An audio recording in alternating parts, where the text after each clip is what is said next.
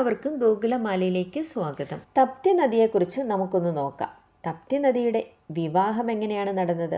തപ്തി നദി ഹിന്ദുമതത്തിൽ ഒരു ദേവതയായി കണക്കാക്കപ്പെടുന്നു. തപ്തി അല്ലെങ്കിൽ തപി എന്നും അറിയപ്പെടുന്നു. ദേവിയുടെ പിതാവായ സൂര്യദേവൻ അല്ലെങ്കിൽ സൂര്യദേവന്റെ ചൂടും തിളക്കവുമായി ഈ പേര് ബന്ധപ്പെട്ടിരിക്കുന്നു. ഇന്ത്യയിലെ ഏറ്റവും നീളം കൂടിയ 10ാമത്തെ നദിയാണ് തപ്തി. നർമ്മദ നദിക്ക് സമാനമായി പടിഞ്ഞാറോട്ട് ഒഴുകുന്ന ചുരുക്കം ചില ഇന്ത്യൻ നദികളിൽ ഒന്നാണ് തപ്തി. ആഷാഢമാസത്തിലെ ശുക്ലപക്ഷത്തിലെ സപ്തമി തിഥിയിൽ ആഘോഷിക്കുന്ന തപ്തി നദിക്ക് സമർപ്പിച്ചിരിക്കുന്ന വാർഷിക ഉത്സവമാണ് തപ്തി ജന്മോത്സവം എന്നറിയപ്പെടുന്ന തപ്തി ജയന്തി.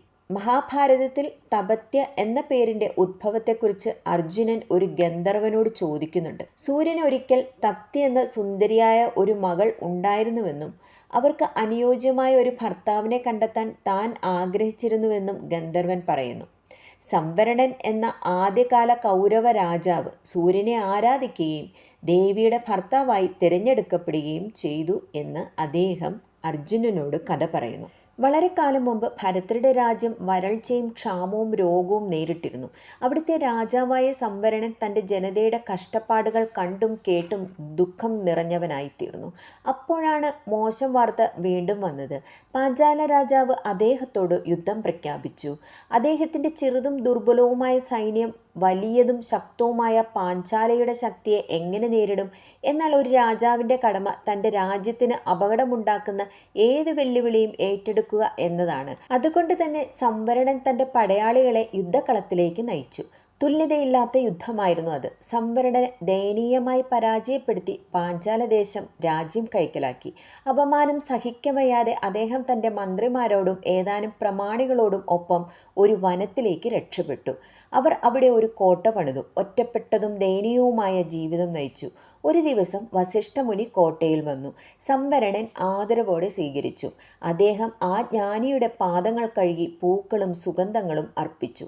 എന്നിട്ട് പറഞ്ഞു, പരിശുദ്ധനായ മഹാത്മാവേ, ഞങ്ങൾ ഇവിടെ ഏകാന്തവും നികൃഷ്ടവുമായ അസ്തിത്വമാണ് നയിക്കുന്നത്.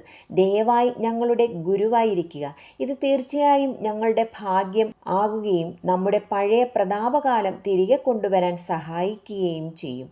വസിഷ്ഠൻ മറുപടി പറഞ്ഞു, രാജാവേ, ഞാൻ സന്തോഷത്തോടെ നിങ്ങളുടെ ഗുരുവാകും. എന്നാൽ ഇത് മാത്രം നിങ്ങളുടെ നിർഭാഗ്യം മാറ്റുകയോ നിങ്ങളുടെ പ്രതാപകാലം തിരികെ കൊണ്ടുവരാൻ സഹായിക്കുകയോ ചെയ്യുകയില്ല. കഠിനവും വ്യക്തിഗതവുമായ പരിശ്രമം കൂടിയേ തീരും. നിങ്ങൾ അതിനുവേണ്ടി പ്രവർത്തിക്കൂ. വീണ്ടും പാഞ്ചാലന്മാരെ അഭിമുഖീകരിച്ച് നിങ്ങളുടെ രാജ്യം മാന്യമായി വീണ്ടെടുക്കുകയാണ് വേണ്ടത്. വസിഷ്ഠമുനിയുടെ വാക്കുകൾ സംവരണനെ ആവേശഭരിതനാക്കി. ഉറക്കത്തിൽ നിന്നുണർന്നതുപോലെ അദ്ദേഹം തൻ്റെ ആളുകളെ പ്രവർത്തനത്തിനു വേണ്ടി വിളിച്ചു. അവരുടെ വിശ്വാസപൂർവമായ പിന്തുണയോടെ അദ്ദേഹം പാഞ്ചാലന്മാർക്കെതിരെ അപ്രതീക്ഷിതമായ ആക്രമണം നടത്തുന്നു. അദ്ദേഹം വളരെ ധൈര്യത്തോടെയും നിശ്ചയദാർഢ്യത്തോടെയും പോരാടി. യുദ്ധം മൂർച്ഛിച്ച സമയത്ത് ആരോ തന്നെ നിരീക്ഷിക്കുന്നത് സംവരണൻ അറിഞ്ഞതേയില്ല. സൂര്യദേവന്റെ പുത്രി തപ്തിയായിരുന്നു അദ്ദേഹത്തെ നിരീക്ഷിച്ചു കൊണ്ടിരുന്നത്. സ്വർഗത്തിലെ തന്റെ വാസസ്ഥലത്തിരുന്ന് സമർത്ഥനും സുന്ദരനുമായ ആ പോരാളിയെ സാഗൂതം നോക്കിക്കൊണ്ടിരുന്നു. സൂര്യദേവൻ മകളുടെ ഈ പ്രവൃത്തി കണ്ടു.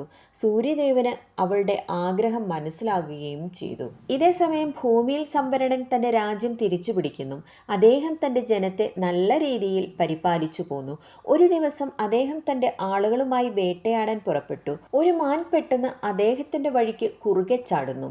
അത് കാട്ടിലേക്ക് പാഞ്ഞു. സംവരണൻ മാനിൻ്റെ പിന്നാലെ ഓടി. താമസിയാതെ അദ്ദേഹം ഒറ്റപ്പെട്ടു. പക്ഷെ മാനിനെ കാണുവാനില്ലായിരുന്നു. ഇന്ന് സൂര്യൻ എത്ര ഉഗ്രമായി പ്രകാശിക്കുന്നു, സംവരണൻ സ്വയം പറഞ്ഞു. സംവരണനും അദ്ദേഹത്തിൻ്റെ കുതിരയും ഒരു അരുവിയിൽ നിന്ന് വെള്ളം കുടിച്ചു. എഴുന്നേറ്റപ്പോൾ ഒരു കാഴ്ച അദ്ദേഹത്തിൻ്റെ കണ്ണുകൾക്ക് തന്നെ വിശ്വസനീയമായി തോന്നിയില്ല. അതൊരു സ്ത്രീയായിരുന്നു. അവൾ സൂര്യനെ പോലെ തിളങ്ങി. അവളുടെ തിളക്കം പുല്ലും ഇലകളും മരങ്ങളും സ്വർണമാക്കി മാറ്റുന്നതായി തോന്നി. അവളുടെ സൗന്ദര്യത്തിൽ സംവരണൻ അത്ഭുതപ്പെട്ടു. അവൾ തൻ്റെ ഹൃദയം കവർന്നുവെന്ന് അദ്ദേഹത്തിന് മനസ്സിലായി. അവൻ അവളുടെ അടുത്തേക്ക് പോയി. പക്ഷേ ഒരു മിന്നലിൻ്റെ വേഗത്തിൽ അവൾ മാഞ്ഞുപോയി. സംവരണന് ഒരു ഊഹവും കിട്ടിയില്ല. എവിടെ പോയി ആ പെൺകുട്ടി? നീ എവിടെയാണ്? അദ്ദേഹം ഉറക്ക വിളിച്ചു ചോദിച്ചു. ആ പരുക്കൻ കാട്ടുപാതകളിൽ അദ്ദേഹം അവളെ വൃഥ അന്വേഷിച്ചു. പക്ഷേ നിരാശയായിരുന്നു ഫലം. അങ്ങനെ അദ്ദേഹം തളർന്നു വീണു. ഒരു ശബ്ദം കേട്ടാണ് പിന്നീട് അദ്ദേഹം ഉണർന്നത്. രാജാവേ, എഴുന്നേൽക്കൂ. നിന്നെപ്പോലെയുള്ള ശക്തനായ ഒരു മനുഷ്യൻ ഇങ്ങനെ സ്വയം നിയന്ത്രണം നഷ്ടപ്പെടുത്തരുത്. അത് സുന്ദരിയായ ഒരു സ്ത്രീയായിരുന്നു. നീയാണ് എന്നിൽ സ്വാധീനം ചെലുത്തിയത്, സംവരണൻ പറഞ്ഞു. അപ്പോൾ നിങ്ങൾ എന്നെ സ്നേഹിക്കുന്നുണ്ടോ? വാക്കുകൾക്ക് പ്രകടിപ്പിക്കാൻ കഴിയുന്നതിനേക്കാൾ കൂടുതൽ ഞാൻ നിന്നെ സ്നേഹിക്കുന്നു. നിന്നിൽ നിന്നുള്ള വേർപാട് എന്നെ തകർക്കും, സംവരണൻ മറുപടി പറഞ്ഞു. ഒരു ലളിതമായ വിവാഹ ചടങ്ങിൽ കൂടി നീ എൻ്റേതായി മാറുക. ഞാൻ നിന്നെ കാണുകയും സ്നേഹിക്കുകയും ചെയ്തിട്ടുണ്ട്. എന്നാൽ നമ്മൾ രഹസ്യമായി വിവാഹം കഴിക്കേണ്ടതല്ല, തപ്തി ദേവി മറുപടി പറഞ്ഞു. എനിക്ക് പെട്ടെന്ന് സമ്മതം തരാൻ കഴിവുള്ള ഒരു പിതാവുണ്ട്. നിന്റെ അച്ഛൻ എവിടെയാണ്? സംവരണൻ ചോദിച്ചു. സൂര്യദേവനാണ് എൻ്റെ പിതാവ്. എൻ്റെ പേര് തപ്തി എന്നാകുന്നു. ദയവായി അങ്ങ് അദ്ദേഹത്തോട് എന്നെ വിവാഹം കഴിക്കുവാനുള്ള അനുവാദം ചോദിക്കും. തീർച്ചയായും അദ്ദേഹം സമ്മതിക്കും. ഈ മകളുടെ മനസ്സറിഞ്ഞ പിതാവാണ് സൂര്യദേവൻ. തപ്തി വീണ്ടും അപ്രത്യക്ഷയായി. സംവരണൻ ഉടനെ തന്നെ സൂര്യഭഗവാനെ ധ്യാനിക്കാൻ തുടങ്ങി. അദ്ദേഹം ദീർഘനേരം പ്രാർത്ഥിച്ചു. അദ്ദേഹത്തിന്റെ പ്രാർത്ഥനയുടെ പ്രകമ്പനങ്ങളാൽ സ്വാമി വസിഷ്ഠൻ അവിടെ എത്തി. ഞാൻ നിങ്ങളുടെ ദൂതനായി സൂര്യദേവനോട് സംസാരിക്കാം. അദ്ദേഹം ആകാശത്തേക്ക് ഉയർന്നുപോയി. സൂര്യഭഗവാൻ മനസ്സോടെ തൻ്റെ മകളെ മുനിയുടെ കൈകളിൽ ഏൽപ്പിച്ചു. വസിഷ്ഠനും തപ്തിയും ഭൂമിയിലേക്കിറങ്ങി സംവരണന്റെ മുന്നിൽ നിന്നു. സംവരണന് എങ്ങനെ വസിഷ്ഠ മുനിയോട് നന്ദി പറയണമെന്ന് അറിയില്ലായിരുന്നു. അദ്ദേഹം പറഞ്ഞു, അങ്ങ് വളരെ കരുണയുള്ളതാണ് ഗുരു. എനിക്ക് അങ്ങ് എൻ്റെ ജീവിതം മാത്രമല്ല തിരികെ തന്നത്, എൻ്റെ രാജ്യം വീണ്ടെടുക്കാൻ നിങ്ങൾ എന്നെ പ്രചോദിപ്പിച്ചു. എൻ്റെ ജീവിതം മാറ്റിമറിച്ചു. ഇപ്പോൾ നിങ്ങൾ എനിക്ക് ഏറ്റവും വലിയ സമ്മാനം കൊണ്ടു തന്നിരിക്കുന്നു. എൻ്റെ ജീവിതം പങ്കിടാൻ ഒരു പങ്കാളിയെയാണ് അങ്ങെനിക്ക് സമ്മാനിച്ചിരിക്കുന്നത്. നിങ്ങളുടെ പ്രതിബദ്ധത കൊണ്ടും അർപ്പണ മനോഭാവം കൊണ്ടുമാണ് നിങ്ങൾ ജയിച്ചത് സംവരണ, വസിഷ്ഠൻ മറുപടി പറഞ്ഞു.